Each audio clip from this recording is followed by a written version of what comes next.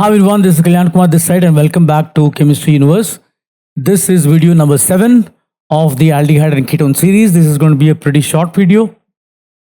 And in this we're going to talk about the addition elimination reactions of aldehyde and ketones.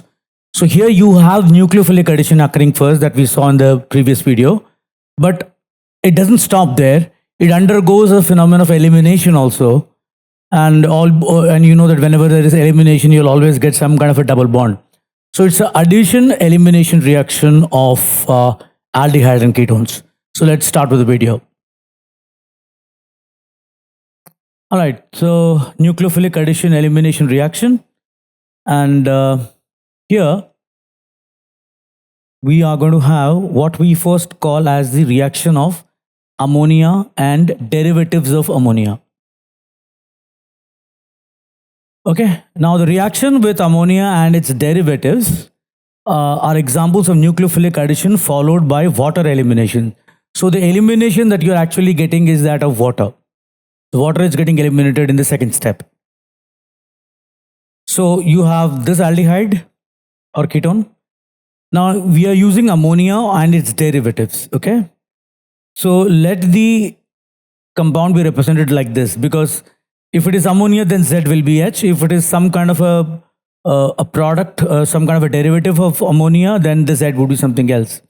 So basically what happens in this reaction is water eliminates.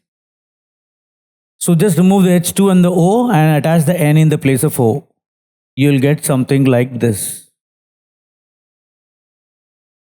Now it is seen that the pH of the solution should be between 3.5 to 5. The problem is if the pH is too high, then OH minus will end up acting as a nucleophile rather than nitrogen. And if the pH is too low, then the ammonia and its derivatives, that means pH too low means more acidic, then ammonia or its derivatives will get protonated and would not be able to act as nucleophiles. And the way the mechanism occurs is, as you can see, the pH is 3.5 to 5, so it's reasonably acidic. So you have H plus first being attacked by the O, and that makes the carbon even more electrophilic. It has this resonating structure. Then the ammonia or its derivative would attack the carbon as a nucleophile. You'll get this, and it will now do intramolecular proton exchange. You'll get this, and water would be eliminated from here, leaving carbocation, which is stabilized by resonance by the lone pair of nitrogen. And then this would release the proton to the environment. So it is acid catalyzed and you get this product. So now I'm going to show you a couple of products that are formed from the derivatives of ammonia. So this table is what you need to understand. This will tell you what are the possible Z components of the molecule and what are they called if a particular Z is given a particular group. The name of the product formed and the product name. All these are important.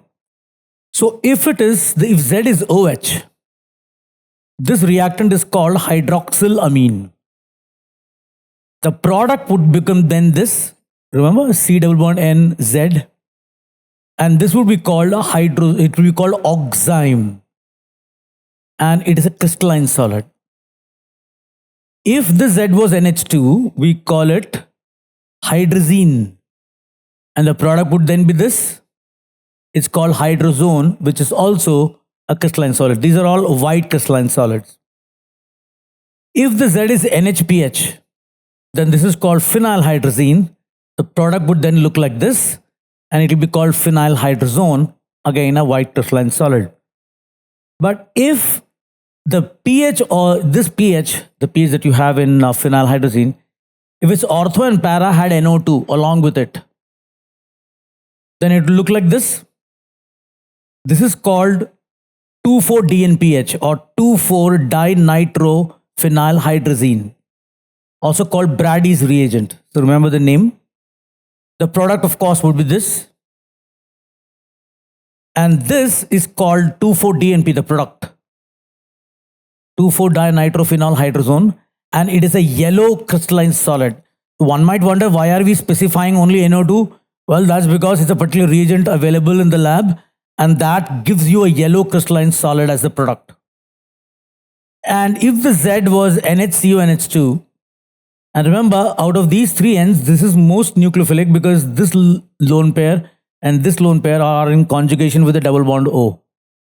So the end N is the one that will act as a nucleophile, and this is called semicarbazide, and this is the product that you get.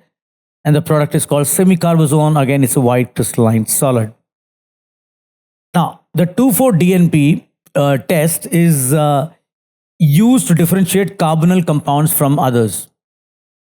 This is a very particular test only for carbonyl compounds. So even in cases where you have something like this.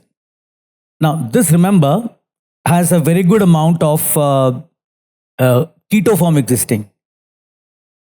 And so it gives you this reaction.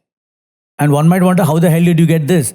That's because this guy is a tautomer of this one, and this keto form is pretty much good in amount, even though the previous one, the enol form, is aromatic, but this guy has 3 ketone groups, 3 C double bond O groups. And remember, in tautomerism, C double bond O's bond strength was the reason why the keto form is generally more stable. So it will have a good amount of keto form, not maybe the major form, but a good amount of it. And as this gets converted by the hydroxylamine or the 2,4-DNP, you will find that, this equilibrium always moving down and making it like this. But where the enol content is very, very high, almost 99%, then you will not have this reaction. All right. Now, ammonia reacts with any aldehyde as expected. It will remove one H2O and you will get RCH double bond NH. These are called imines. Okay. Also known as Schiff's base. Please make sure you note this down. They're all very important. Names are important. These are called imines or Schiff's base. So any aldehyde or ketone reacting with ammonia, you get this, except when it is formaldehyde. Now, ammonia reacts with formaldehyde to form a condensation product called hexamethylene tetraimine, HMTA, which is commercially called urotropin. So you have 6 aldehydes and 4 ammonias, and it forms this. This is the only one that doesn't give an imine. And this product is something like this. This is called urotropin. Now, urotropin has many uses. One of the uses is it is used as a medicine in urinary tract infections.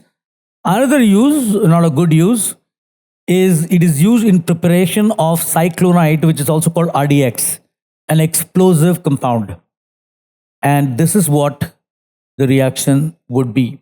With HNO3, it forms this particular compound, and this is called cyclonite. So this is, it's called RDX because it's called Royal Demolition Explosive, but its chemical name is cyclonite. And with that, we come to the end of this particular part. So as I said, it's a short video. Nucleophilic addition elimination only happens with ammonia and ammonia derivatives. So which is why we focus only on that. So I hope this video was helpful to you. And with that, we come to the end of this video. This is Kalyan Kumar signing off. Have a great day and thank you for watching this.